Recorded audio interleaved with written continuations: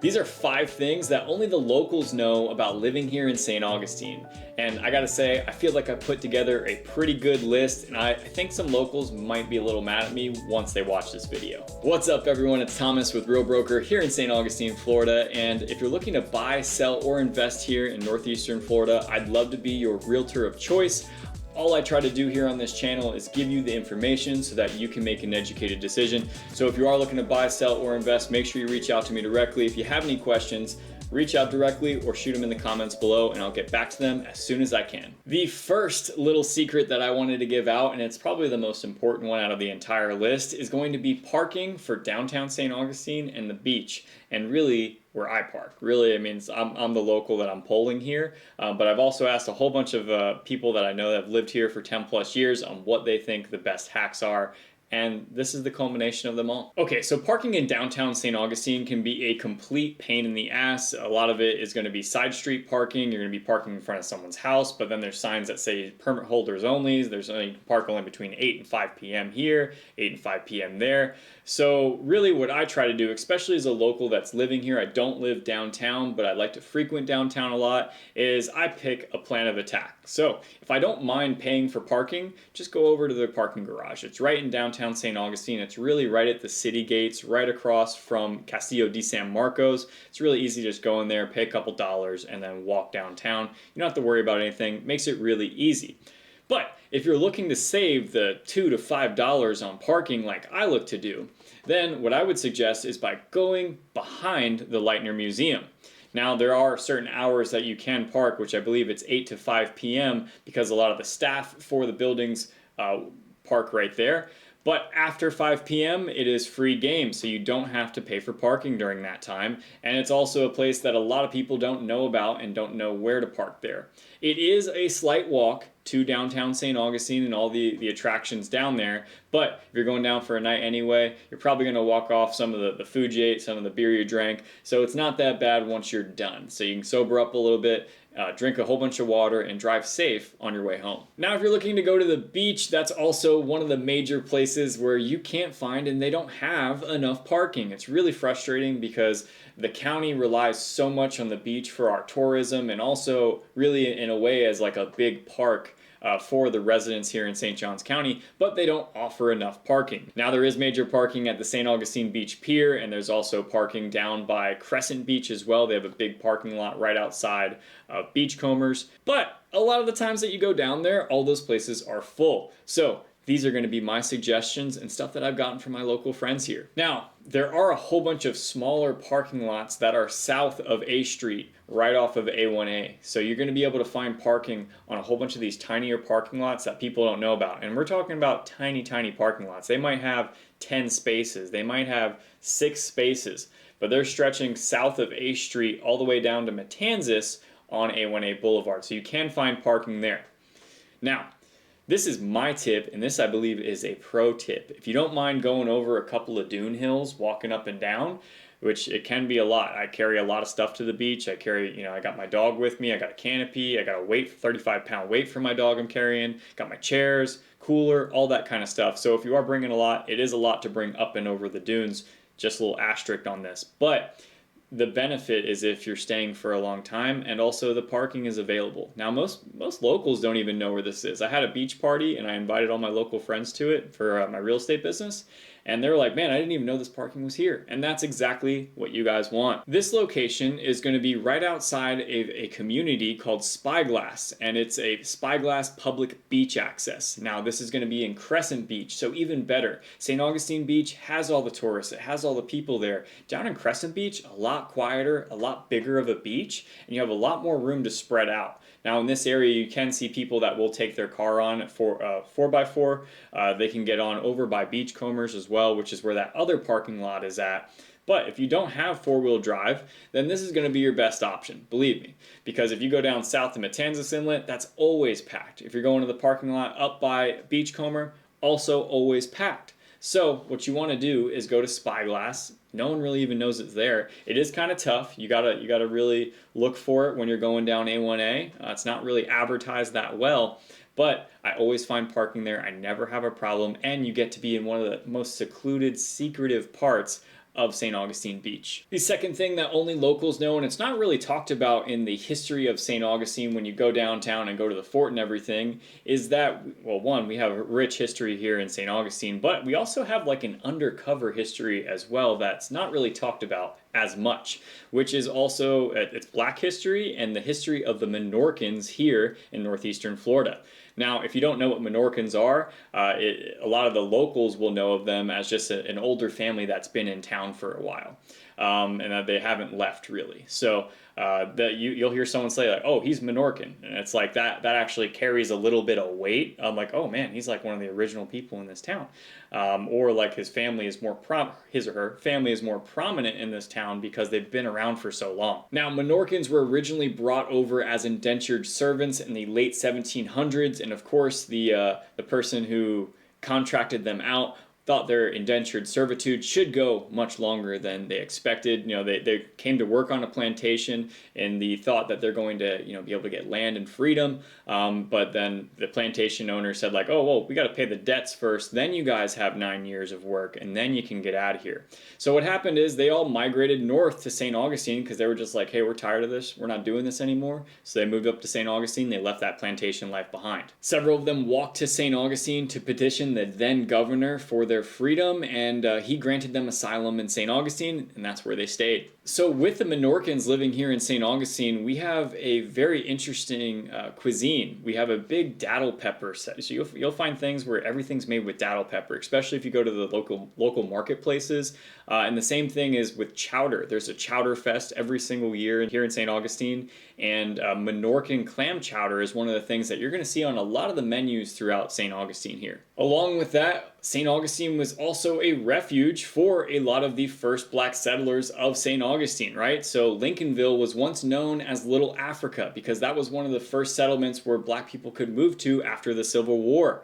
Now is Lincolnville, and has since changed pretty dramatically. It's right south of downtown St. Augustine, but also one of the first beaches that Black people could go to was in the early 1900s. It was, I believe it was Butler Beach, where someone purchased that beach just exclusively for Black people to be able to go to the beach. So here in northeastern Florida, we have a ton of Black history, which I didn't even know about until I just go and explore things because I like to do the video content, but also I'm a big history nerd. Here in St. Augustine, they're also going to be building Fort Mose. Now it's spelt Fort Mose, but it's pronounced Fort Mose. And Fort Mose was one of the first forts where Black Americans could live. They also lived in tandem with Native Americans in complete freedom, right? Aside from everyone else. Now, that was caveated with it being northern of Castillo de San Marcos. So if there was any attack on Castillo de San Marcos, that fort was going to be the first line of defense. As of right now, they're going to be rebuilding that fort, and it's going to be a historical attraction just north of downtown St. Augustine. The third thing that only locals know about is that pronunciation doesn't matter what you learned in school. Here in Florida, it's just whatever it was, right? So in St. Augustine, there's Michler's Beach, right? There's also Michler's Road, and it's spelt Micklers. Now, when I was a kid, I've got into an argument with a kid. It was 4th grade, I remember. Got into an argument with him because I learned basic English in school. I learned how to read and write, and he's sitting there telling me it's Michler's, and I'm like, there's no E in there. It's Mickler's. And he's telling me it's Michler's. Now there's Michler's Beach. I've even had someone correct me on one of these YouTube videos where I was making a joke and I said it incorrectly on purpose. And he was like, "It's Michler's, man. What are you talking about?" And I'm aware it's Michler's, but it is spelled and it looks and how anyone else would pronounce it is Micklers. So if you say Micklers around a local, they're going to let you know. They're going to let you know it's Micklers. Be prepared. The fourth thing that only locals know about here in St. Augustine is that we're definitely not Jacksonville. Now, when you look at northeastern Florida, you could see that Jacksonville and St. Augustine are actually pretty close and they border each other in a lot of parts, right? In terms of St. Johns County is the majority of St. Augustine anyway. And Duval County is the majority of Jacksonville. But they're very, very close, but they're miles apart in just completely every aspect, right? Downtown Jacksonville does have a little bit of history. It does have a little bit of older buildings, but nothing compared to downtown St. Augustine. And then if you've seen from my podcast as well, it's so spread out. Jacksonville is spread out all over the place. It's the largest city largest city geographically in the entire United States. Whereas St. Augustine is this tiny, cute little city right off the corner, and it has history, it has food, drinking, all that good stuff. A lot of culture in downtown St. Augustine, whereas Jacksonville is spread out everywhere like a huge metropolitan area. Now, a lot of locals are going to say that now St. Augustine is Jacksonville and it's turning into Jacksonville because of how many people have moved here. But if you're just, of course, I'm a greedy realtor. If you're comparing the two, St. Augustine is still way different than Jacksonville. And when you go up to Jacksonville, you get the more city vibe. You get the everything's spread out. You got to drive 20 minutes. It's just in downtown St. Augustine, everything's within 20 minutes. So just way different. I personally like it better down here in St. Augustine, but Jacksonville does have a whole bunch of beautiful neighborhoods as well. 5. Now this one is probably the most important, is locals think that St. Augustine was better 10 to 20 years ago. Now, I grew up here in St. Augustine. At that point, I was a younger kid. I couldn't drink or do anything like that. I didn't have access to money to have a boat or maybe go out on a surfboard or anything like that. That's something I wasn't able to do. But 10 to 20 years ago, St. Augustine was a way different place. It was known as a quaint fishing village with a drinking problem.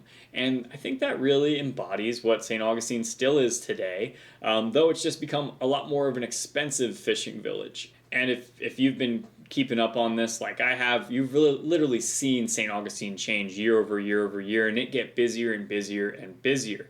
Now, I used to work in the service industry. You could time your watch by the slow season and the peak seasons. You knew when you could take vacation, when you were allowed to, because summers were going to be crazy. Then you're going to have September, October, it's going to be kind of slow. November, December, it's going to ramp up. January, February, kind of slow. March, it's going to ramp up. And then pretty much through summer, you're going to be busy, right? Anymore, people are visiting here all the time, and it's becoming more and more of a tourist attraction as the years go on, and that's because St. Augustine has gotten better and better, in my opinion. But most of the locals are concerned because the traffic, the prices, everything that's changed over the past 5 years has really affected them, because not much in terms of their lives, in terms of their income, has changed. So of course we have record high inflation, we have prices almost going up 12% year over year for the last 5 years.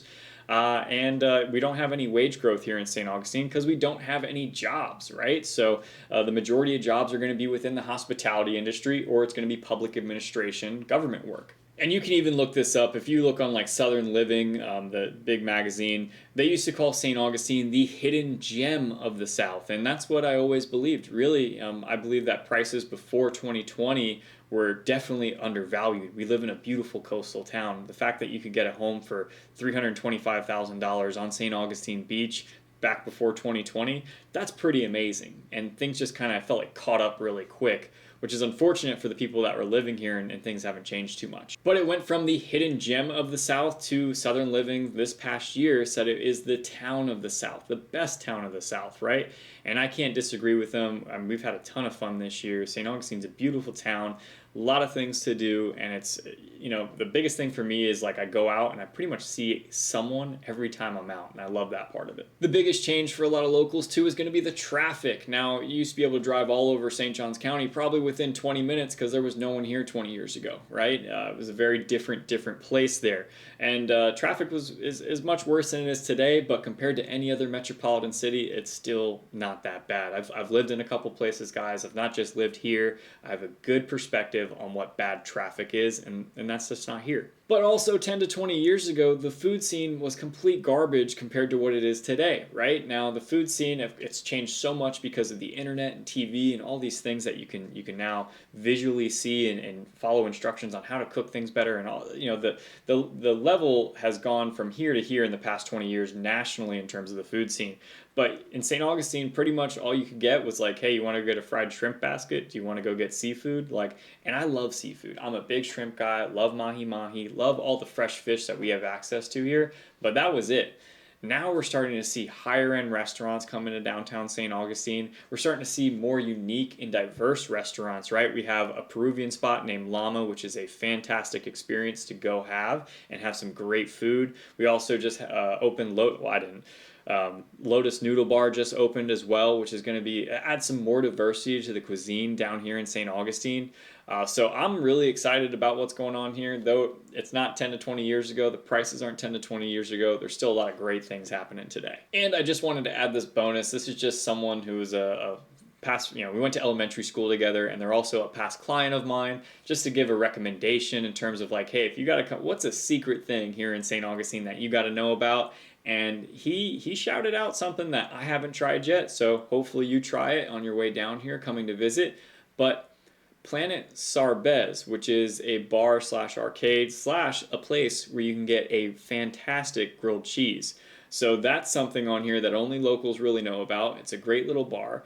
Go check it out. Go grab a grilled cheese. Let me know in the comments below what you think. Guys, and that is it. I hope you gained a little bit of knowledge, a little bit of value out of this video. If you did, please do me that solid and tap that subscribe button below, like the video, and comment if you have any additional questions about what life is like in St. Augustine, the process of buying, selling, or investing. If you are looking to buy, sell, or invest here in northeastern Florida, whether that's Jacksonville, St. Augustine, Palm Coast, Palatka, I'd love to be able to help you out. Me and my team, it's just my wife and transaction coordinator, it's not like a huge team. We talk every day about this stuff. We talk about all our clients. We want to make sure that you guys are informed to make a good decision on what you want to do. Make sure you reach out. Until next time, guys.